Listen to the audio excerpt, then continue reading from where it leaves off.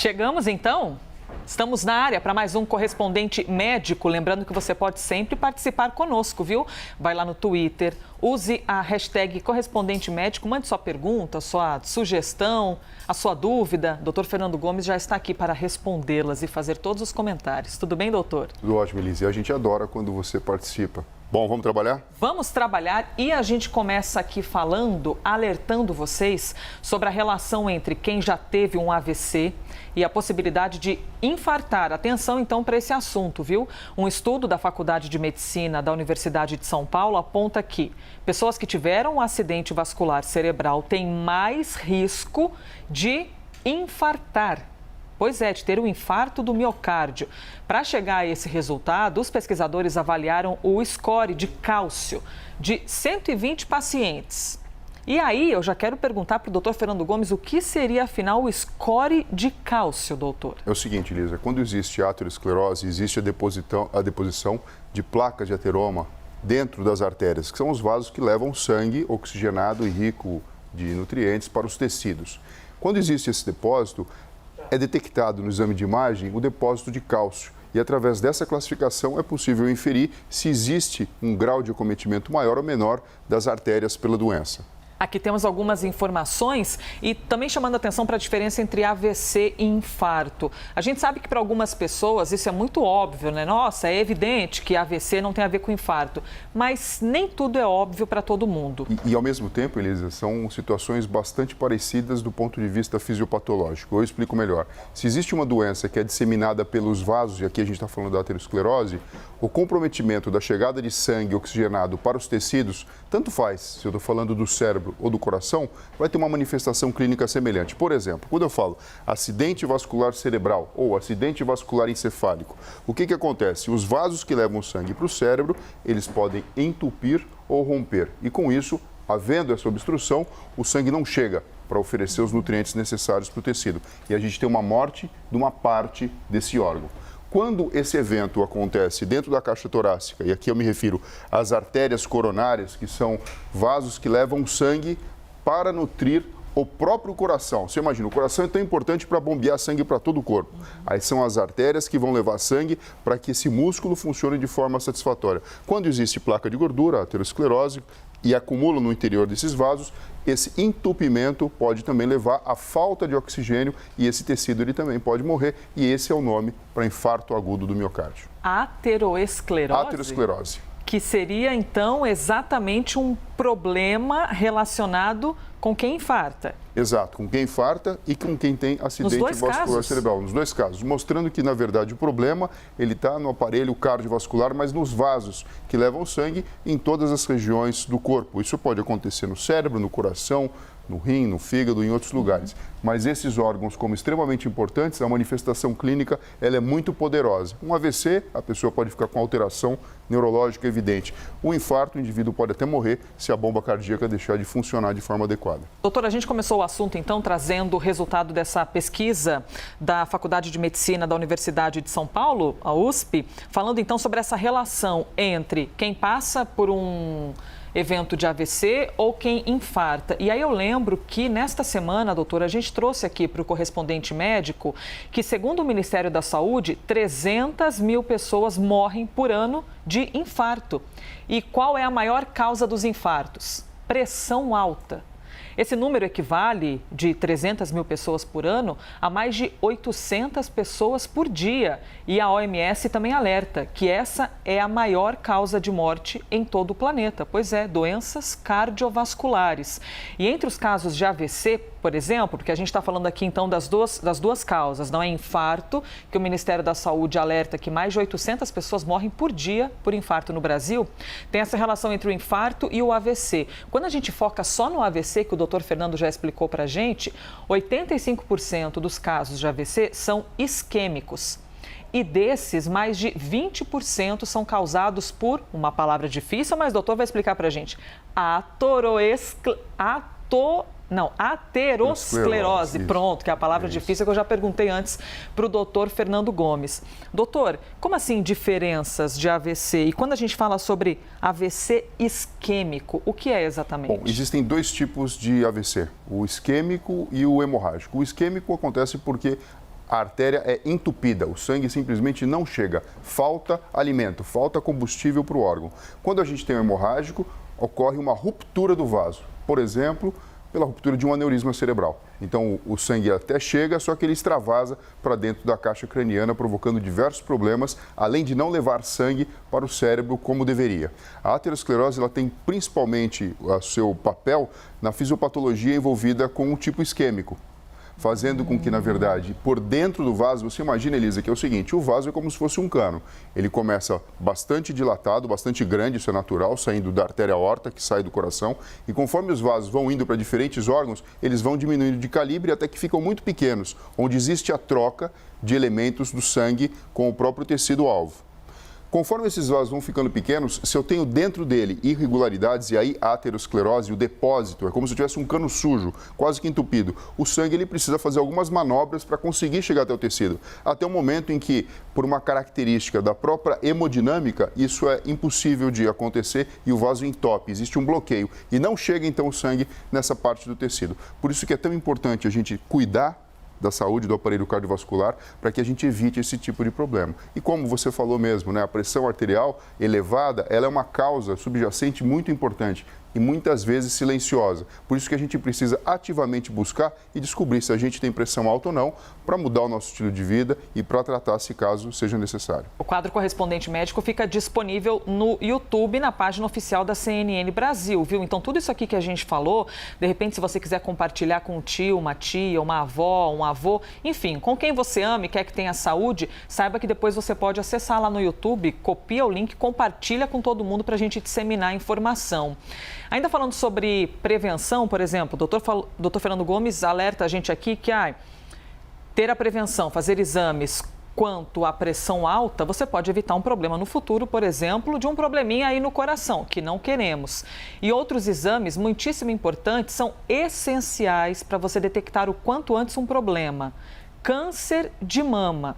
Você já deve ter ouvido falar uma porção de vezes que entre as mulheres o câncer de mama é o tipo mais acometido aqui no Brasil, né? Um estudo feito pela inteligência... e temos aqui a Casa Branca para fazer um parzinho com o assunto que a gente está trazendo, porque a Casa Branca está toda iluminada na cor rosa, justamente porque outubro é o mês do Outubro Rosa. Então, mundialmente, olha a importância do assunto que a gente está trazendo aqui para você que nos acompanha no Brasil.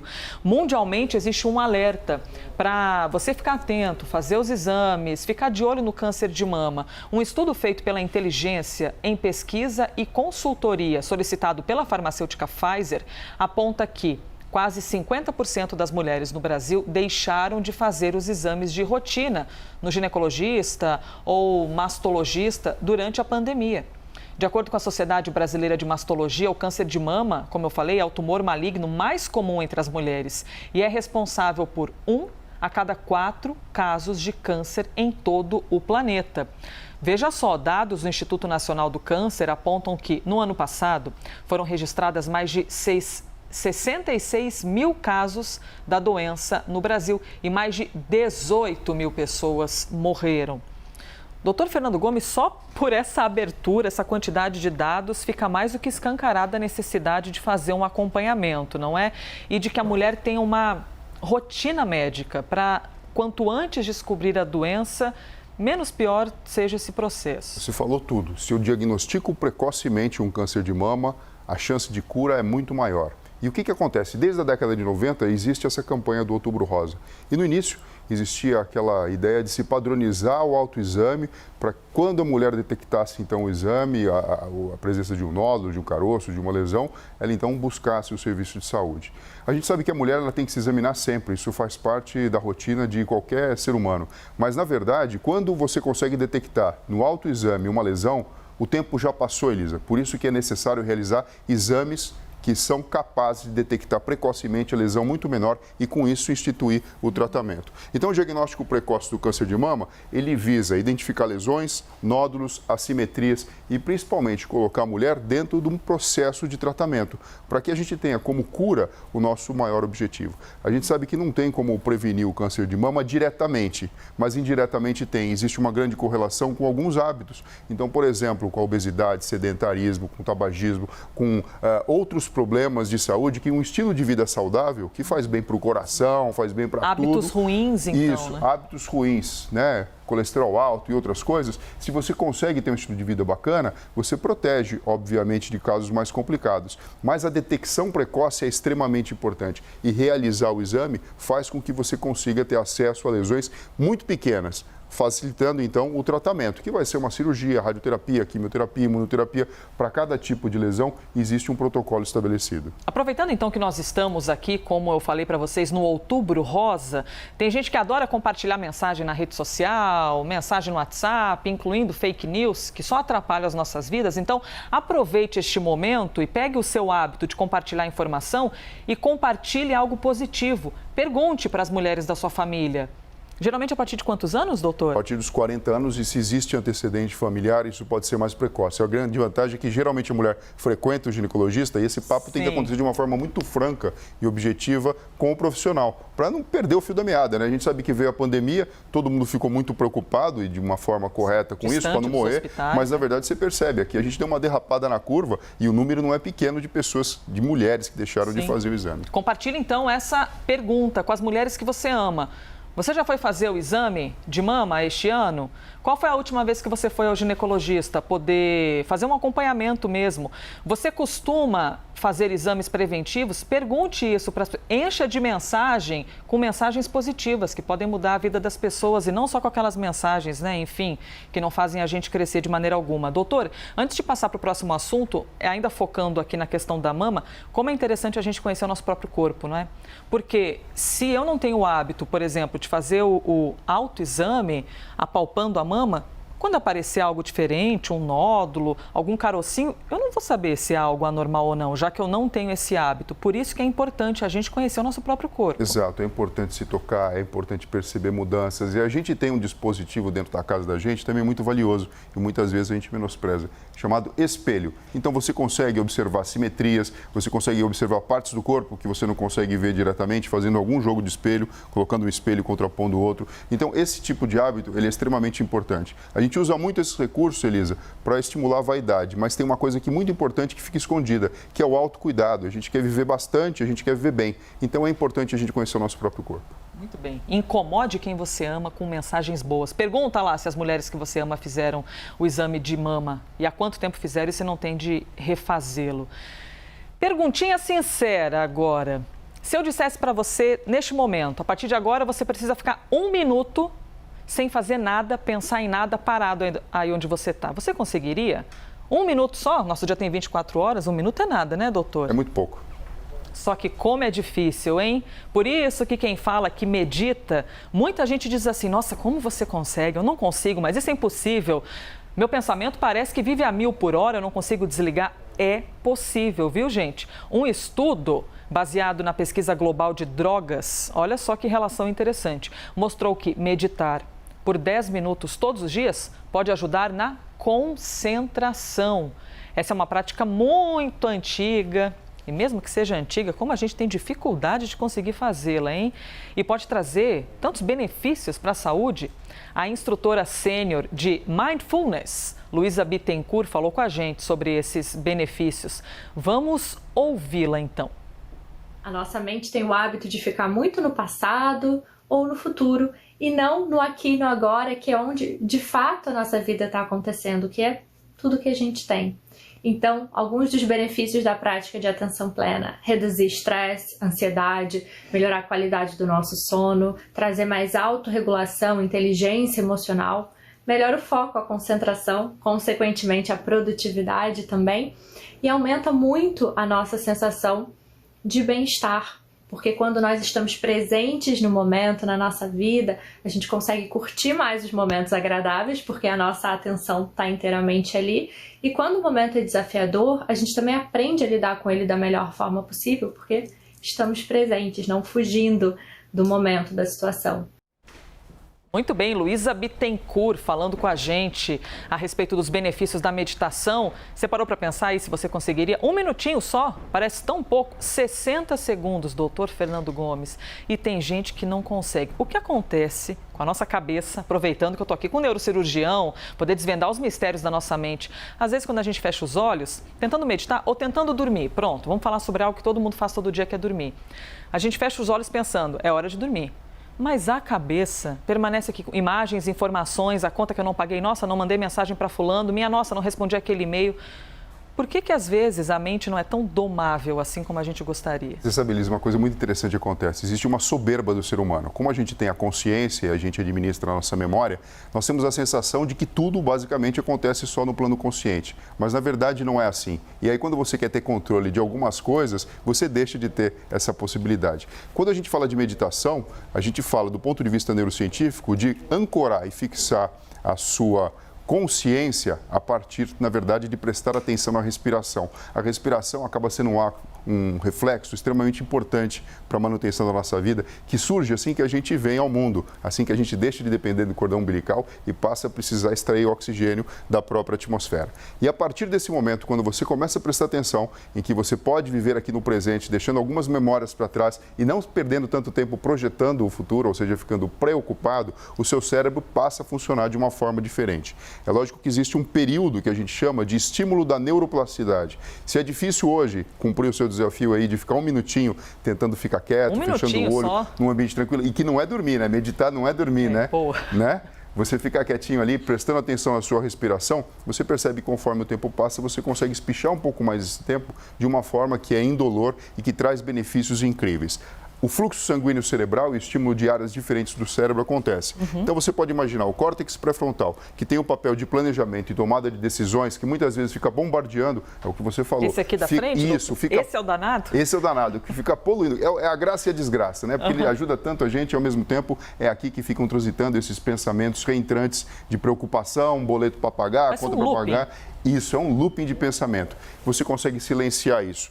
Assim como também o tálamo, que é uma estrutura cerebral profunda que funciona como um verdadeiro relé de informações sensoriais que entram no nosso corpo a todo momento. A formação reticular, onde existe o papel de acender o cérebro para funcionar para a nossa vida de relação, também acaba sendo modulada, e a região do lobo parietal, que dá para a gente essa questão da orientação temporal e espacial do nosso corpo em relação ao mundo físico. Conforme você vai entrando nesse processo de meditação, no decorrer dos dias e meses, existe um rearranjo do próprio tecido cerebral. De modo que, no momento em que você precisa tomar uma decisão mais consciente ou precisa lidar com uma situação mais desafiadora, o seu cérebro está treinado e preparado para isso. E o sistema nervoso autônomo parasimpático, que é aquele que dá para a gente essa sensação de calma, tranquilidade e plenitude... Tá tudo bem, calma. Tá tudo bem, sem precisar tomar remédio nem fazer nada. Ele acaba funcionando de uma forma muito mais saudável. Por isso que a gente... Enfim, aproveita aqui o ensejo para estimular as pessoas que passem a adotar esse tipo de hábito. É lógico, existem diversos tipos de meditação, como diversos estilos de esporte. Escolha o seu, mas comece a praticar, porque é uma forma consciente da gente trabalhar com o nosso cérebro e com a nossa mente, evitando, né, Elisa, precisar ir para o divã, tomar remédio ou fazer alguma terapia lá na frente. Preciso encerrar o quadro, não queria, viu, doutor Fernando Gomes, mas eu estou aqui no meu processo meditativo, na minha frustração de ter de encerrar, porque chegou ao fim o tempo, né, e a gente tem dia adiante, mas muito bom poder falar de meditação, atenção plena, né, alimentar-se e prestar atenção no que você está comendo, conversar com alguém e ouvir de fato o que aquela pessoa está dizendo, são coisas tão delicadas e singelas que realmente fazem a diferença na nossa vida. 1 minuto, hein? Fica aqui o desafio da meditação. Doutor, obrigada. Muito obrigado a você, Elisa. Olha, um bom descanso para você, se cuidem e até breve. Vou tentar 1 minutinho agora. Este foi mais um Correspondente Médico.